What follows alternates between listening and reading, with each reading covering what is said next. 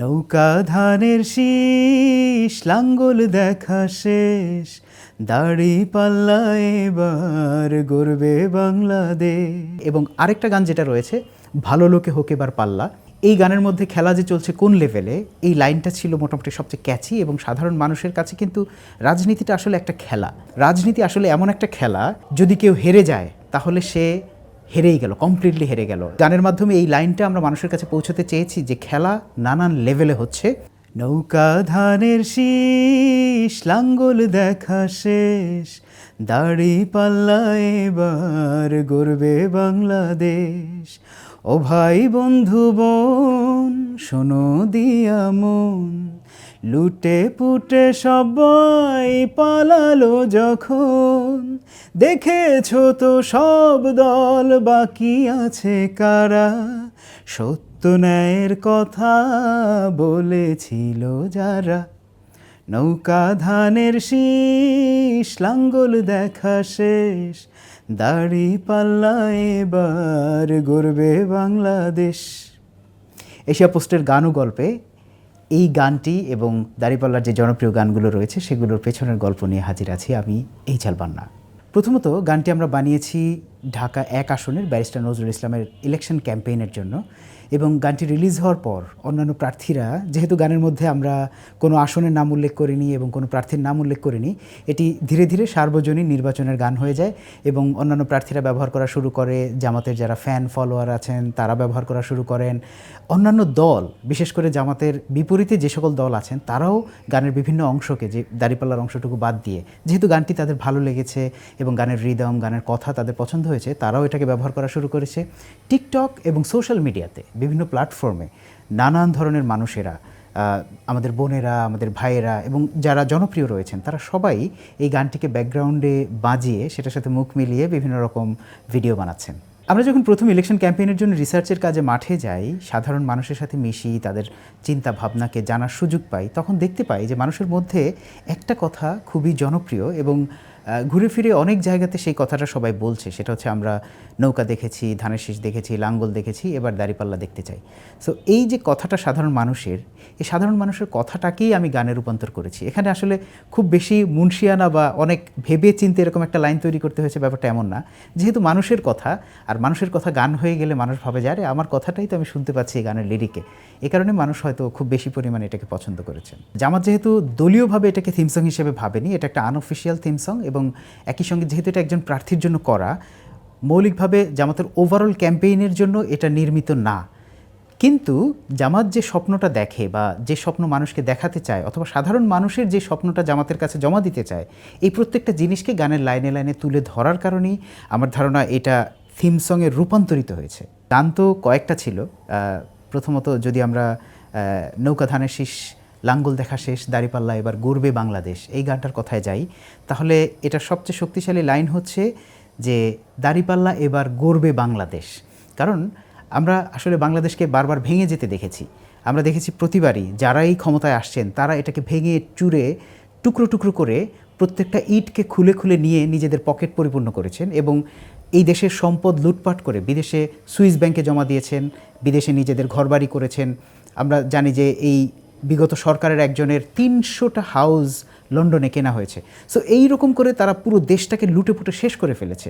সুতরাং আমার ধারণা যে বাংলাদেশকে গড়ার যে প্রত্যয়, সেই প্রত্যয়টাই মূলত গানের সবচেয়ে শক্তিশালী লাইন। এবং আরেকটা গান যেটা রয়েছে, ভালো লোকে হোক এবার পাল্লা, এই গানটিও আপনি জানবেন যে সোশ্যাল মিডিয়াতে অনেক বেশি পরিমাণে মানুষ এই গানটির সঙ্গে মুখ মিলাচ্ছে বা গানটিকে পোস্ট করছে নানানভাবে। এই গানের মধ্যে খেলা যে চলছে কোন লেভেলে, এই লাইনটা ছিল মোটামুটি সবচেয়ে ক্যাচি। এবং সাধারণ মানুষের কাছে কিন্তু রাজনীতিটা আসলে একটা খেলা। আপনি নচিকেতার গান শুনবেন হয়তো, যে বন বন পৃথিবীটা ঘুরছে ঘুরছে শুধু চলছে না নানা রঙের খেলা, ক্যাফিসের সরু তারে হয়তো দুলছে কেউ, রাজনীতি পাশা কারো জনসমুদ্রে ঢেউ, লক্ষ্য তো একটাই ভাগ্য মুঠোতে তাই ছুটছে সবাই সারা বেলা।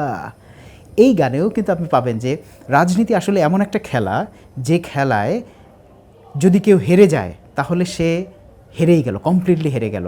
শুধু সে হেরে গেল না, যদি ভালো মানুষ রাজনীতিতে হেরে যায় তাহলে দেশ সহ সবাই আমরা হেরে যাই, পুরো জনতাই হেরে যাই। সো এই খেলাতে ভালো মানুষদের জিতে আসা উচিত, ভালো মানুষদের একটা পাল্লা হওয়া উচিত। সুতরাং আমরা মোটামুটি গানের মাধ্যমে এই লাইনটা আমরা মানুষের কাছে পৌঁছতে চেয়েছি যে খেলা নানান লেভেলে হচ্ছে। এবং এই খেলায় আমাদেরকে জিততে হবে। আমার কাছে এটা খুবই চমৎকার লাগছে যে সাধারণ মানুষের কথা সাধারণ মানুষ নিজেরা পছন্দ করেছেন। কারণ বাংলাদেশে বিগত সময়ে যত রাজনৈতিক গান হয়েছে, কোনো গানই সাধারণ মানুষের কথা হয়নি। প্রত্যেকটা রাজনৈতিক দল তার নিজের কথাটাকে সাধারণ মানুষের উপর চাপিয়ে দেওয়ার চেষ্টা করেছে। কিন্তু এই প্রথম কোনো গান যেটা মানুষের কথা বলে, যেটা মানুষের ভাগ্য পরিবর্তনের কথা বলে, যেটা একটা নতুন সমাজ বিনির্মাণের কথা বলে, যেটা সাধারণ মানুষের এত বছরের কান্না, এত বছরের কষ্ট, এত বছরের দুঃখ বেদনাকে পরিবর্তনের কথা বলে, যার ফলে আপনি জানবেন যে আমাদের দেশে প্রবাসীরা আমাদের দেশের জন্য কী পরিমাণ কষ্ট করে। তাদের রেমিটেন্সের উপর আমাদের দেশের চাকাটা ঘুরতে থাকে এবং প্রবাসীদের কষ্ট আসলে দেশের ভেতর থেকে বোঝা যায় না। আমি তো প্রবাসে থাকি, আমি জানি বিভিন্ন দেশে যখন আমি যাই সেখানে বাঙালিরা কি ভয়াবহ রকমের কষ্ট করে, এটা কল্পনাতীত। ইভেন আমার ধারণা তাদের ফ্যামিলিগুলো দেশে থেকে সেই কষ্টটা বোঝে না।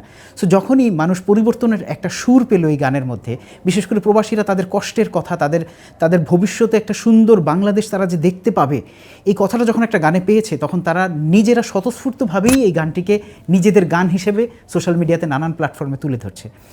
এটা অবশ্যই আল্লাহর পক্ষ থেকে একটা ব্লেসিংস এবং আমি মনে করি যে আমার তো আসলে ওই ক্ষমতা নাই যে এত ভালো কিছু তৈরি করার। এটা হয়তো আল্লাহর ইশারা এবং আল্লাহ হয়তো আমার মাধ্যমে এমন একটা কথা মানুষের কাছে ছড়িয়ে দিয়েছেন যেটা মানুষকে নতুন করে স্বপ্ন দেখাতে শুরু করেছে। আমার ব্যক্তিগত চাওয়া হচ্ছে এটা শুধু গান নয়, এটা যেন কর্মে পরিণত হয়। যারা ভবিষ্যতে বাংলাদেশের হাল ধরবেন, সেটা জামাত হাল ধরুক, বিএনপি হাল ধরুক, এনসিপি হাল ধরুক, যেই হাল ধরুক, তারা যেন গানের লাইনগুলোকে বা গানের যে স্বপ্নগুলোকে, এই স্বপ্নগুলোকে বাস্তবায়নের জন্য সত্যিকার অর্থে কাজ করেন। তখনই কিন্তু আমি আসলে পরিপূর্ণতা পাবো। শুধুমাত্র মানুষ মিলিয়ন অফ ভিউজ হচ্ছে, মানুষ পছন্দ করছে, এটাতেই কিন্তু আমার আনন্দ পরিপূর্ণতা পাবে না। আমি চাই এই স্বপ্নগুলো বাস্তবায়িত হোক সেই সকল রাজনীতিবিদদের হাতে যারা এই স্বপ্নের প্রমিস করছে। জামাত সবসময় বলে, আমি তো আসলে নিশ্চয়তা দেওয়ার কেউ না, কারণ আমি জামাতের স্পোক্স পারসন না, কিন্তু আমি জামাতকে যতটুকু দেখেছি, খুবই ক্লোজলি অবজার্ভ করেছি, আমি জেনেছি জামাতের মধ্যে সবচেয়ে বেশি পরিমাণে যে জিনিসটা রয়েছে সেটা হচ্ছে chain of command. Chain of command একটা রাজনৈতিক দলের জন্য এবং একটা রাষ্ট্র পরিচালনার জন্য সবচেয়ে শক্তিশালী জিনিস, যেটা একটা রাজনৈতিক দলের প্রয়োজন। আপনি দেখবেন যে জামাতের পাশাপাশি যে সকল কম্পিটিটররা এই মুহূর্তে রাজনীতিতে জামাতের সাথে কম্পিট করছে, তাদের মধ্যে চেইন অফ কমান্ডের অনেক ঘাটতি রয়েছে। আপনি দেখবেন যে তৃণমূল পর্যায়ে সন্ত্রাসীরা হয়তো তাদের দলের লিডারের অর্ডার পর্যন্ত অমান্য করছে এবং নানান সময় আমরা বহিষ্কৃত হতে দেখছি, কারণ তারা দলের যে নিয়ম শৃঙ্খলা সেটা ঠিকমতো মেনে চলছে না। সো জামাতের এই চেইন অফ কমান্ডটা সবচেয়ে বেশি গুরুত্বপূর্ণ ভূমিকা পালন করবে ভবিষ্যতের রাষ্ট্র গঠনে। এবং দ্বিতীয়ত যে জিনিসটা ভূমিকা পালন করবে সেটা হচ্ছে জামাতের সততা। জামাত সৎ এবং যোগ্য নেতৃত্বের কথা সবসময় বলে আসছে। বাংলাদেশের মানুষ দেশের এই 50 বছরের ইতিহাসে সৎ এবং যোগ্য নেতৃত্ব খুব একটা পায়নি। যাদেরকে পেয়েছেন তাদেরকেও আমরা খুব অল্প সময়ে হারিয়েছি। সুতরাং জামাত চেষ্টা করবে। এখন মূল বিষয় হচ্ছে কি, যে দুর্নীতি আমাদের রন্ধ্রে রন্ধ্রে এমনভাবে ঢুকে আছে, জামাত যদি দুর্নীতি দূর করতে চায়, আমি ভয় পাই যে হয়তো সে পরিপূর্ণভাবে সহযোগিতা পাবে না, প্রশাসনের কাছ থেকে সহযোগিতা পাবে না, আমলাদের কাছ থেকে সহযোগিতা পাবে না এবং নানান রকমের বিরোধিতা চারিদিক থেকে আসবে। জামাত, আপনি দেখবেন যে জামাত যদি খুব ছোট্ট কোনো ভুলও করে সেটাকে এত বড় করে পোট্রে করা হয়, কারণ মানুষের অন্তরে আপনি দেখবেন সাদা জামার মধ্যে দাগ লাগলে সেটা স্পষ্ট বোঝা যায়। সো জামাত হয়তো চেষ্টা করবে সর্বোচ্চটা দিয়ে, কিন্তু দায়িত্বটা আসলে আমাদের জনগণের। আমরা যেন এমন একটা প্রেশার ক্রিয়েট করতে পারি সারা দেশব্যাপী, যেন দুর্নীতিবাজ আমলা, দুর্নীতিবাজ প্রশাসনের যে কোনো কর্মকর্তা, দুর্নীতিবাজের অফিসাররা এবং দুর্নীতিবাজ যত রকমের মানুষজন আছে সরকারে বা সরকারের বাইরে, এদেরকে যেন কোনোভাবে ফাংশনিং হতে না দেওয়া হয়। শুধুমাত্র সৎ এবং যোগ্য লোকই যেন ফাংশন করতে পারে, এই দায়িত্বটা কিন্তু শুধু জামাতের না। জামাতকে যদি আপনারা ভোট দেন এবং জামাত যদি ক্ষমতায় যায়, আপনাদের ম্যান্ডেট নিয়ে যাচ্ছে, কিন্তু ভোটে যাওয়ার পর বাকি দায়িত্ব আমাদের। জামাত যেমন তার জায়গা থেকে সরকারের চেষ্টা করবে সর্বোচ্চটা, আমরাও জনগণের জায়গা থেকে সেই রকম একটা প্রেশার ক্রিয়েট করব যেন সৎ এবং যোগ্য লোকের বাইরে চাঁদাবাজ, দুর্নীতিবাজ কোনো মানুষ ফাংশন করতে না পারে। আরেকটি গান আমাদের জনপ্রিয় হয়েছে, যেটা হচ্ছে গর্বেই নতুন বাংলাদেশ। 8.5 মিলিয়ন ভিউজ হয়েছে আমাদের পেজ থেকে। সো এই গানটিও আসলে আমাদেরকে সেই স্বপ্নের বাংলাদেশের দিকে নিয়ে যেতে চায়, যেখানে ধর্ম বর্ণ নির্বিশেষে মানুষ একসাথে বসবাস করবে। আপনি দেখবেন এই গানে পাহাড়ি যে জনগোষ্ঠী রয়েছেন তারা আছেন, হিন্দু ধর্মের ভাই বোনেরা আছেন, খ্রিস্টান ধর্মের ভাই বোনেরা আছেন, অবিশ্বাসী ভাই বোনেরা আছেন, নাস্তিকরা রয়েছেন, সাধারণ মানুষ রয়েছেন, বিভিন্ন শ্রেণী পেশার মানুষরা রয়েছেন। আসলে বাংলাদেশ তো এদের সবাইকে নিয়ে, আমরা তো কাউকে বাদ দিয়ে আমরা একটি বাংলাদেশ করতে পারবো না কখনো।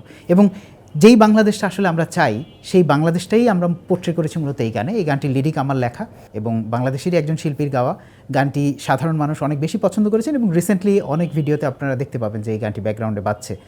আসলে আমরা যেই বাংলাদেশের স্বপ্ন দেখতে চাই সেটা হচ্ছে সকল ধর্ম বর্ণ নির্বিশেষে একটি প্রস্ফুটিত দেশ, যে দেশের ভবিষ্যৎ অনেক উজ্জ্বল, যে দেশে মানুষ নিরাপত্তার সাথে বাঁচতে পারে, যে দেশে ধর্মীয় স্বাধীনতা আছে, যে দেশে মানুষের পোশাকের স্বাধীনতা আছে, যে দেশে মানুষের চিন্তার স্বাধীনতা আছে, এবং এর মাধ্যমে আমরা আমাদের ভবিষ্যৎ প্রজন্মের কাছে সেই বাংলাদেশটা রেখে যেতে চাই, যে যে প্রজন্ম অতীতের দিকে তাকিয়ে বলবে যে আমাদের একটা প্রজন্ম ছিল যারা এমন একটা বাংলাদেশ আমাদেরকে তৈরি করে দেওয়ার ফলে আমরা আজকে সুখী এবং সমৃদ্ধ একটি দেশে বসবাস করি। সাধারণত বাংলাদেশে যে কনজারভেটিভ সোসাইটি রয়েছে ওটাকে আমরা রেসপেক্ট করি। আমাদের দেশে যারা, বিশেষ করে যারা ধর্ম পছন্দ করেন, তারা মনে করেন যে নারীদের কণ্ঠ গানে থাকাটা অনুচিত। সো ওটাকে রেসপেক্ট করেই মূলত নারী কণ্ঠের হয়তো কোনো গান আসবে না, কিন্তু আরও বেশ কিছু গান আসবে যেটা সাধারণ মানুষের জন্য, সাধারণ মানুষের কথা বলে, সাধারণ মানুষকে ভালোবেসে, সাধারণ মানুষকে ভোটে উদ্বুদ্ধ করার জন্য, সাধারণ মানুষকে ভবিষ্যতের বাংলাদেশে তাদের যে অংশীদারিত্ব, ভোট তো হচ্ছে তার আসলে অংশীদারিত্ব ভবিষ্যৎ বাংলাদেশে, এই অংশীদারিত্ব নিশ্চিত করার জন্য উদ্বুদ্ধ করবে, এরকম গান, বেশ কিছু গান আসছে ইনশাআল্লাহ। সাধারণত Jamaat as a conservative religious party তারা মিউজিককে তাদের গানে এন্ডোর্স করে না, যার ফলে জামাতের অফিসিয়াল যে কোনো গান আপনি দেখবেন যে মিউজিক ছাড়া। কিন্তু যেহেতু নির্বাচনটা আসলে শুধু জামাতের না, নির্বাচন আসলে এখানে এনসিপি এবং একটা বড় জোট জামাতের সঙ্গে আছে, এবং সাধারণ মানুষ যারা মিউজিক পছন্দ করে না বা সাধারণত মানুষ যারা মিউজিক শুনে অভ্যস্ত, তাদের কাছেও কিন্তু জামাতের বার্তাটা পৌঁছে যাওয়া দরকার, অথবা জামাত যে বাংলাদেশ দেখতে চায় সেই স্বপ্নটা তাদের কাছেও পৌঁছে যাওয়া দরকার। এই কারণে আমরা মূলত মিউজিকে গানটি করেছি। আমি ব্যক্তিগতভাবে মিউজিকের যে ফতোয়া ফলো করি সেটা হচ্ছে মিউজিক শর্ত সাপেক্ষে হালাল, এবং সেটা ইউসুফ আল কারদাভির ফতোয়া, এবং মোটামুটি যদি আপনি লিরিকের মধ্যে কোনো রকম অশ্লীলতা না থাকে এবং লিরিকে যদি মানুষকে কল্যাণের দিকে আহ্বান করা হয়, তাহলে সেক্ষেত্রে মিউজিক ব্যবহার করা যেতে পারে। সুতরাং সেই দৃষ্টিকোণ থেকে আমরা মানুষের কাছাকাছি পৌঁছার জন্য মিউজিক ব্যবহার করেছি। আমার ধারণা মানুষ এটাকে নেগেটিভলি নেয়নি, কারণ যেভাবে মানুষ ব্যবহার করছে এবং যেভাবে মানুষ প্রশ্নাতীতভাবে নিজেদের ভিডিওতে এটা ব্যাকগ্রাউন্ডে মিউজিক হিসেবে ব্যবহার করছে, আমি এইটুকু নিশ্চিত করতে পারি যে মানুষের মনে এটা নিয়ে হয়তো কোনো দ্বিধা নেই। কিন্তু ইসলামিক দল হিসেবে ইসলামিক দল নিজেরা মিউজিককে এন্ডোর্স করে না, যেহেতু তাদের নিজস্ব কিছু সীমাবদ্ধতা রয়েছে।